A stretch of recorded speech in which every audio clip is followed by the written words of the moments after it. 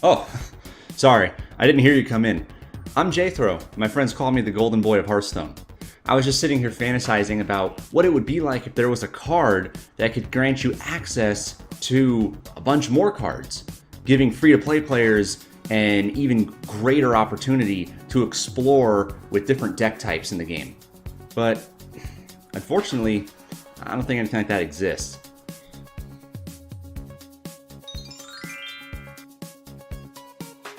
Did you guys hear that? I don't know. It must be the neighbor. Okay, so what would that type of card look like?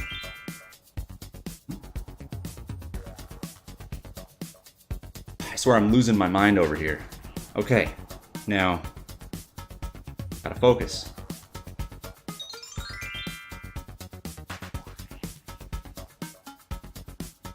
I caught it.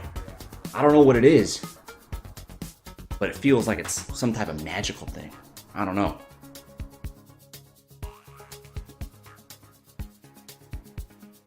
It's wonderful! Whizbang the Wonderful. This brand new neutral legendary minion coming out in the upcoming expansion of Hearthstone, the Boomsday Project, has an ability unlike anything else. When building a deck, all you have to do is add Whizbang the Wonderful to it. That's it, one card. And when you start your match, you'll find yourself playing as Whizbang the Wonderful, and his ability will go off, giving you access at random to one of 18 different pre-constructed decks. That's pretty good. Most players, especially if they're free to play, don't have access to a large collection with a ton of legendaries or epics, and they're usually pigeonholed into just one or two different type of budget decks that they can build. Well, with the help of this card, they can experience a wide variety across all 9 classes. Let's take a look at exactly what that variety could look like. Okay, so you've added Whizbang the Wonderful to your deck. Great, you're halfway there. Now you have to queue up for a match. Once that match starts, Whizbang will end up giving you one of the 18 pre-constructed decks that are currently in the standard rotation. So let's take a look at exactly how much variety that ability really gives players, especially those who don't have access to every card. Let's take a look at Hunter first. So Whizbang does not give out the classic recipes, only the two that are more relevant that have the expansion flavors that are currently going on. So for Hunter, we have I Hunt Alone and Dragons of the Swamp. Let's take a look at I Hunt Alone. So we see that there are 2 legendaries in this deck, Rockdalar and Deathstalker Rexxar. If you don't have one of those specific cards, you won't be able to play with this type of deck.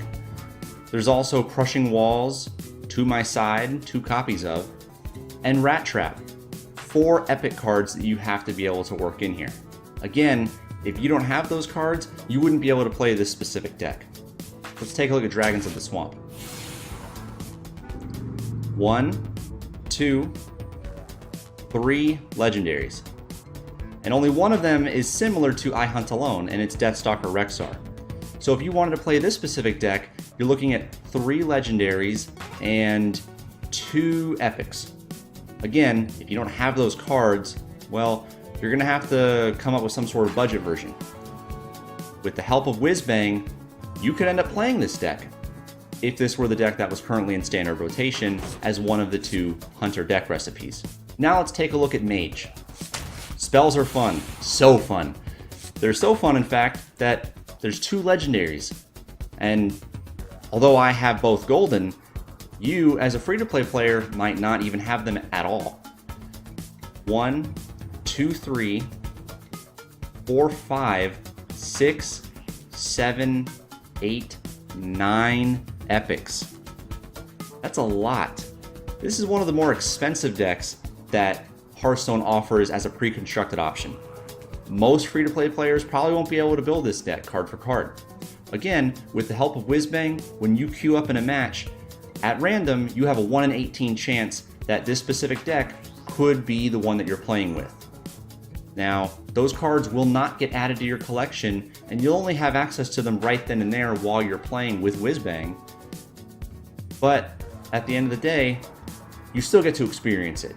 And maybe you have so much fun with that specific deck type, you'll then set a new goal for yourself of saving up enough dust to be able to craft the amazing Frostlich Jaina.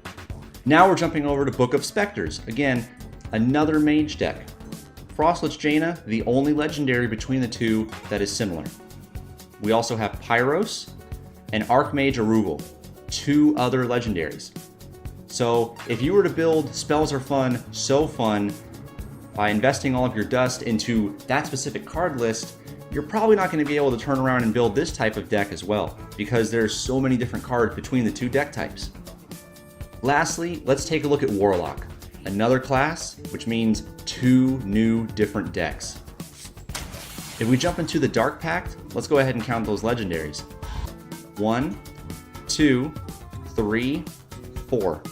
4 different legendaries. Again, as a free-to-play player, there's a good chance you probably don't have every single one of those. Or maybe you do have every single one of those, but at the cost of not being able to have legendaries or epics for Hunter or Priest or Warrior. By spending 1600 dust on Whizbang the Wonderful, you give yourself access to a huge variety of cards that you probably don't have in your collection. And if that's the type of experience that you want from Hearthstone, fun, random, variety, Whizbang the Wonderful is absolutely worth the dust. And there you have it. Whizbang the Wonderful is easily the best card hands down for free-to-play players. It provides a ton of variety, a fun sense of randomness, which we all know Hearthstone is about, and it gives players the opportunity to test and experiment with different deck types, although random, to see if maybe they might want to invest the rest of their dust in actually crafting that Hunter or Priest deck that they've been thinking about.